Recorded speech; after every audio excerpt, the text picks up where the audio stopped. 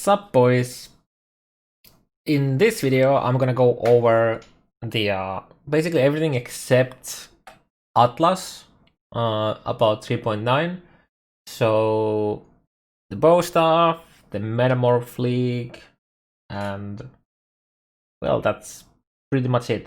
But yeah, first I'll show you my reaction to the Metamorph trailer from the announcement in ExileCon. Take a clean knife and cut a sample of flesh.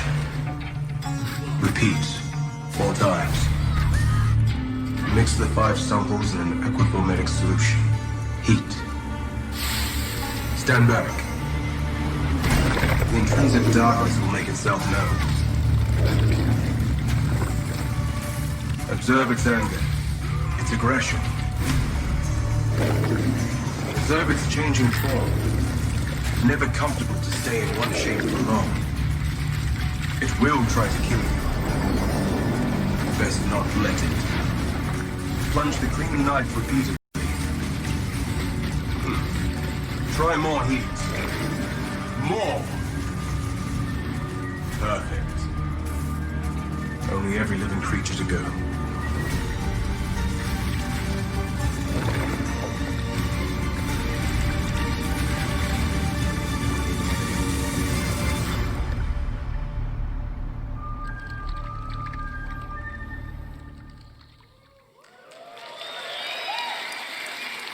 Okay. I don't really know what to think about that right now. You will find and collect samples from. Right. So there you had it. It wasn't anything too crazy, but okay, right? So what we know, there's a decent amount, and I think we actually already know exactly how the Metamorph is gonna like in practice as well. But yeah, so we're getting the Atlas stuff, which I will have a video linked probably in the description comment section, and you can click the the top right corner. Should be a link there as well if you're here for that. So we're getting some new bosses, but in 3.9 in general, if we ignore the Atlas stuff, we're getting a rebalance of some of the story bosses. I'm assuming this is like past like the first few acts, because we already had rebalance on those earlier. We're getting a bow and Ballista Rework. We're getting a decent amount of new uniques and div cards. And most of the new uniques are from the new bosses, and only few from the Metamorph League itself. And speaking of those,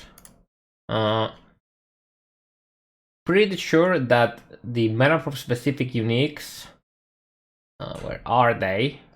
They should be somewhere. Yeah, never mind. But yeah, we've seen a few uniques. We've seen the Mana Storm, which is the shield that gives you a flat amount of... Actually, I'm not even sure if these are like Metamorph specific uniques. Maybe not, we'll see. But yeah, we've seen the Mana Storm, which is a shield that gives you a bunch of flat damage based on how much mana you have when you use a spell. It's just like empties your mana pool and gives you flat damage based on that for a few seconds, which sounds very powerful, but I think the most you're probably going to use it is for like attack builds. And unless it's like when you use your mana, it's like only happens every 4 seconds. So if every time you use a spell it consumes your mana, then it's probably not going to be used much for spellcasters. But yeah. Then we've seen a Fury Ball, which was an amulet that gives you some extra projectiles, but it changes how extra projectiles work. So instead of adding the projectiles to your base, so let's say we have a lightning arrow, we shoot 1 projectile. With GMP, we now shoot 5. So how this amulet changes it, it makes it so that the extra projectiles are added after you hit a target. Like think how about like a spectral shield throw works. You shoot 1 big ass shield and then it splinters. So this is basically how it's gonna be, but for anything really, right? So you hit a target and then it splits into, it's basically like automated fork / chain or whatever like that. But the wording is different from both chain and fork, so it should work with chain and fork. So that's gonna be an interesting amulet. Clear speed, I think. Well, I think the unique watchstones was included in this 16, if I remember correctly. So we don't know how many of those we have. They're making elemental ailments a lot easier to apply, especially on low damaging hits. So I don't know how that's gonna work. Maybe it's gonna be like you can stack them or something like that. We don't know. We're getting some graphical improvements. So if you saw the Lionized watch, is looking very different in already 3.9. They're making endgame harder. So basically they're increasing the HP of them because of all the power creep. We're getting a balancing pass, which means nerf to Elder and Shaper items. Most likely deck stacking / double damage modes are gonna be either completely gonzo or nerfed heavily. Just have to wait more on that. And then we go to the Metamorph, also known as the Ooze League. So that is the gist of it is we combine pieces of enemies to create a Metamorph or like a different monster. And I think what we've seen so far is we have brain, liver, eye, heart, stomach, and lung. So these are like different pieces. And whatever the name, like this is like you have a, like, for example, Fire Fury's brain, Fire Fury's liver, etc. And I think what that does, it just determines what is the abilities they get / HP or the extra damage. But yeah, so you put these into the device, 5 of these in the device, and it makes a thing. So like here. So here we have like eyes, liver, lung, brain, and heart. And here when you put something here, it tells like what the ability they get. So we get some fire breath, lunging strike. And we'll be able to learn how they work. We see what other bonuses they get. And in maps, so how this is actually gonna work. So in maps, we will fill the couch. So, or like whatever, I think this thing here, like this ooze bar, we fill that. And with 4 strong enough other things, so like rares or like uniques. I'm not sure if like beyond bosses, for example, will have their own. We'll see. And we do that to fill up the bar. And when we fill the bar, if one of these is the item piece from the map boss, so you have to kill the map boss, then put it here with other 5, and if it's strong enough to like completely fill it, when you kill the Metamorph, you get a tradable ooze from it. And then when you combine 5 of those in laboratory with our Octavian, then you get to fight the boss Metamorph that has like different map bosses. For example, you could have 4 guardians and then something else, for example. And a good thing we know about this is that you don't have to backtrack. So we have this here, this icon here.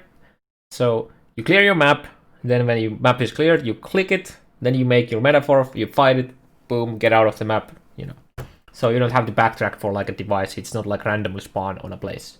So that's really nice to know. Yeah. So some example rewards from a boss Metamorph I've seen. The TLD are much like in the few last leaks from the chess pieces. Oh yeah, also actually one thing about this. So you can see there's like the loot icon. You can actually see here as well. There's a chaos orb. So that's like the bread and butter of how you run the league. So you want to combine ooze with like the chaos orbs, etc. to get loot while you're mapping, and then like specific loot when you're mapping. And when you're doing the bosses, well, you can get a lot of stuff. So we can there's a screenshot during the trailer. We saw like engine orbs, splinters, essences, scarabs. We saw maps. We saw unveiled items. We saw unidentified rare items. So they're probably temple rares. They could also be corrupted items. We got sacrifice pieces. I'm wondering, let's hoping that we get some of the Shaper, potentially even the Uber Elden fragment. That could be cool. Obviously jewels. And then I didn't see catalysts in that, but I'm assuming that we will be able to get catalysts. And the catalysts are a new quality item, like here, that gives quality to jewelry, so amulets, rings, and belts. There's, I believe there's like 8 total different. No, 10, sorry. We know 3. And then there's 7 we don't know yet, but they're probably going to be something like attributes, that's attack modes. But what we know so far already is Impute is caster, Prismatic is resistances, and then Fertile is life and mana modifiers. So what does it do is, well, first, if you quality an existing rare, for example, which will only give 1 quality per catalyst, it's just like any other item. So white items, 5 per, blues get 2, and then rares and the uniques get 1. And it just literally is the multiplier to it. So, for example, if we had a 10% cast speed and 30% spell damage, if we put 20% quality on it, it will just multiply the number by 1.2. And the interesting thing about this is that it makes it more likely to get items of those types when you craft them. So if we have 20 quality, we just have a random like white base amulet with 20 quality, say attack mod, we can then craft it with like something like fossils, and it will increase the chance of getting the attack type mods, which is kind of interesting. Now, there's one thing that worries me a bit, and how they're actually doing it is that you will lose the quality, not all of it, but gradually lose the quality when you craft. So you have to like reapply it.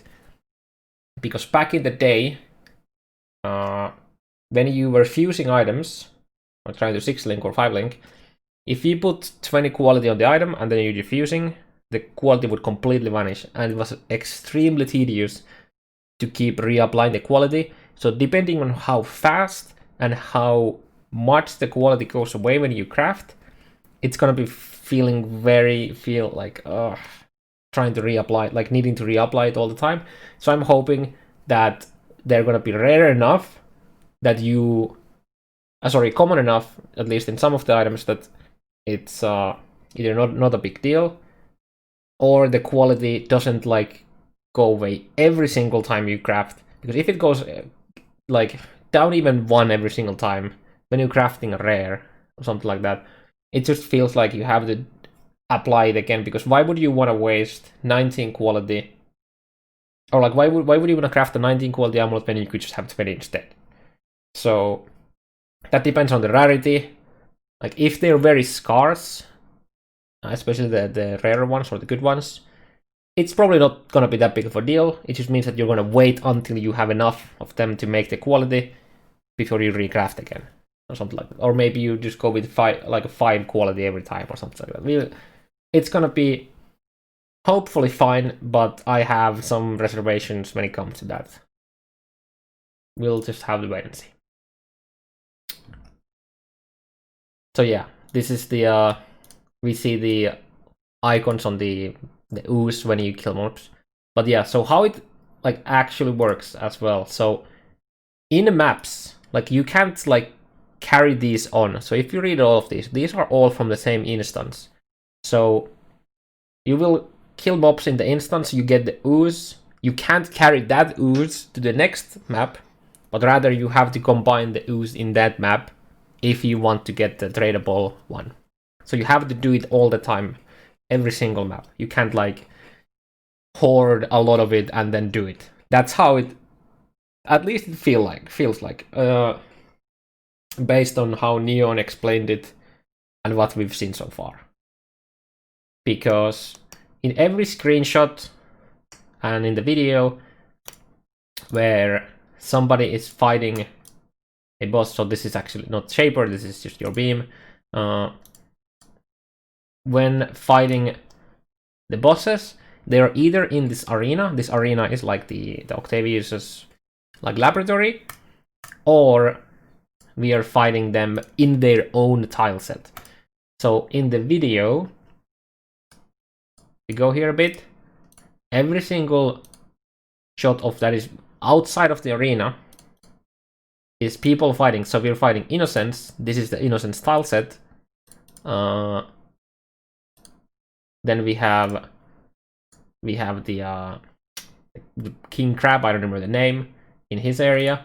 We're fighting the bosses in City Square, so it's always in the same area as they spawn, so that makes me believe we can't like just take them and then carry them on forward. So the only way to combine bosses is to get the tradable boss ooze, and then do it in the lab. That's pretty much the gist of the league. And then we have the support plus gems, which drop from the Atlas bosses now. They are very... I think they are on the other page. Yeah, so they are very, very XP hungry gems. So leveling from level 1 to 2 is more experience than leveling a normal gem from level 1 to 20. They're like 340 mil, and this is only 400 mil plus. And then from other we know that level 2 to 3 is like 450 mil, from 3 to 4 is 500 mil. Obviously there might be some variation, but I'm assuming 4 to 5 is probably going to be like 600 mil or something like that, which is a lot of XP. For reference, leveling an Empower from level 1 to 3 with 20 quality is 800 mil XP. Without quality, it's 1.6 mil, but usually people have quality on them. So we know that there's going to be around 35 or something gems. I think it was mentioned, yeah, 35. And what we've seen so far is we've seen Fork Plus, which gives the forking projectiles an extra fork and 3% more damage per level. So I believe it was 12% more at level 4 in one of the screenshots in the video, I think. We've seen Ancestor Call Plus, which is no damage penalty at level 5. And we saw that level 1 was 8% less, level 3 was 4%, so it's like gonna be like 3% less. Quality on this adds range as well, which was crazy. I think it's meant like here, yeah. Extra target for supported skills can be found 11% further away. That's crazy. And in general, the quality on these is going to be much more impactful than the normal gems. Also, level 1 gems of these are always going to be stronger than level 20 of the non-plus versions.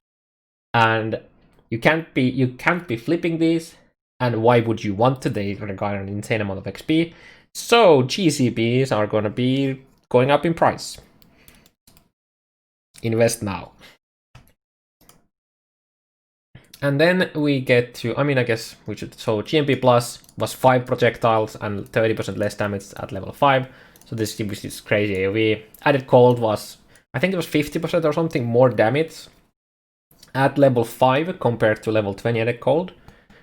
And it also gives +1 to supported cold skills. Not all cold gems, but skills. So it won't affect other support gems. And we don't know if the +1 is already at level 1. That might be just something at the last level, because they said that most gems have some extra oomph at the last level. So that could be it. Oh yeah, and Blasphemy Plus is it has bigger AoE at default, and it has less reservation. So at level 2 it was 34% reservation, which is interesting because that could give you another Blasphemy or some, well, other support gem, like other auras or reservations to get high level. So that's really strong as well. Then we got some bow stuff to talk about. Now, I am personally not like super hyped about the bow stuff. That's just because I'm not super hyped about the bow stuff in general. But yeah, so they are improving the worst base types and damage in general, especially while leveling. Tornado Shot, I don't know if it's like strictly get a nerf, but is it just because that everything else is going to be buffed past it? But either way, Tornado Shot by Crusade Wars is not going to be the go-to anymore. Let's see. We'll see if they actually manage to do that. Then we got new skills, we got supports, we got balance. Well, yeah, we're getting the ranged attack totem is now Ballista.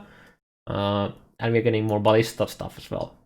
So a new skill. I think we're getting 3 new skills at least, and then we're getting new 2 support gems.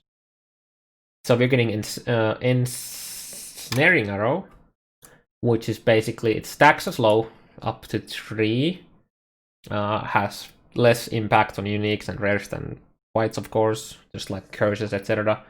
And you can stack this with other slows like hinder, maim, chill, temp chains. It's gonna be crazy to see like mobs just like not move.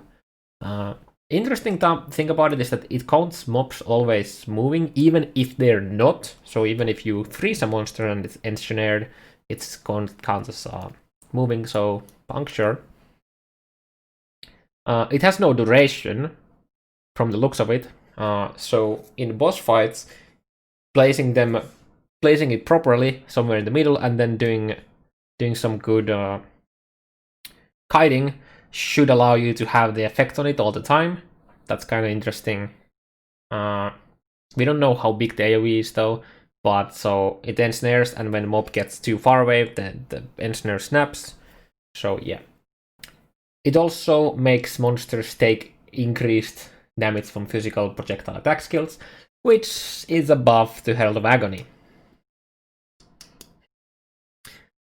In other, like reworks, buff skills, Explosive Arrow is gonna get more stacks, but it doesn't refresh the duration before the explosion with more stacks. And it's getting bigger bonuses based on how many arrows you're gonna get. So attack speed is gonna be very important for EA builds. Hopefully the mana cost is gonna go down as well. Burning Arrow is getting a like stack and ignite effect of some sorts. Shrapnel Shot is going to be renamed to Galvanic Arrow, because we're gonna getting a Shrapnel Ballista, and it's gonna work with Shotgun. So that's gonna be interesting with something like GMP plus go in front, and then just it already does a lot of damage, which is like double effect, the small AoE cone and then the arrow. So this is probably gonna be very powerful. Blast Rain is gonna get more explosion based on how many projectiles you have, so that's getting buffed as well. Then we're getting the new Ballistas. So one important thing to note about the Ballistas is that it doesn't work like totems, so you can't place them far away from you. Instead, it places like a mine. It has the mine placement animation in front of you, and yeah, they're also getting more of them by default, and there's gonna be nodes in the skill tree for them, and like extra Ballistas. And 2 new skills, so we're getting Artillery Ballista, which is kind of like Blast Rain and Thunder Hanging Kid. So it shoots up, and then you get like AoE explosion in a line. And yeah, that's pretty much it. Yeah, it looked like it's gonna be decent for clear, but at the same time, stuff with like fork and chain is probably also gonna be crazy with clear. So we'll see how useful it is. Then we have Sharpen Ballista, which is basically seeing the target one that shotguns with extra projectiles. So yeah, that looks pretty powerful. We're getting new supports, so anything can be a barrage now, basically. So it works with 1 skills, of course, as well. So any bow or 1 skills to barrage cyborg. So more arrows makes it slower to finish the animation. So the more arrows you get, the slower it will be. Don't think it's gonna be very it's probably not gonna make you stand there for like a crazy long duration, but it has an impact. And it looks pretty, or like feels like it's gonna be pretty strong with something like Split Arrow, because that has like crazy amount of arrows by base. Elemental hit in general is crazy. And then Power Siphon, which also has base projectiles. So yeah, Wonders with Power Siphon, Barrage for single target, and Gapey for AoE sounds pretty good. Or even Elemental hit. Yeah. Then we get in Arrow Nova, which is it shoots up an arrow in the target direction when you wanna shoot it, kind of like how you rain of arrows into a spot. And then when it lands, it splits into whatever amount of projectiles you have. It looked very lackluster when they showcased it, but they were also using at low levels, so we'll see. I can see it being pretty interesting, something like with fork plus chain shenanigans on top. We'll just have to wait and see. It doesn't work with stuff that already do that, so Toxic Rain, Blast Rain, and Rain of Arrows. But there was no mention of channeling skills, so how would this even work with Scourge Arrow? Because Scourge Arrow with extra projectiles, it just splits the pods to the arrows. So I don't think, even if it did work, I don't think it's gonna be crazy. But it's an interesting. I'm thinking about, like, from animator point of view, would it like first animate the Scourge Arrow channel and then we release and it shoots up, or would there be a new animation that channels while it's shooting up? I don't know. And then again, the range attack totem is now, I think it was renamed to Ballista support. I don't remember exactly the wording, and it will still work with wands. But yeah, I'm a bit sad we didn't get more wand stuff, but the Barret support sounds very interesting for wand builds. For sure, because of like elemental hit and power siphon for single target. Yeah, that's pretty much everything there was to cover about the stuff we know so far about the Metamorph and generic 3.9 stuff, excluding the Atlas. Again, I have the Atlas video separately, but yeah, for now, I'll see you guys later.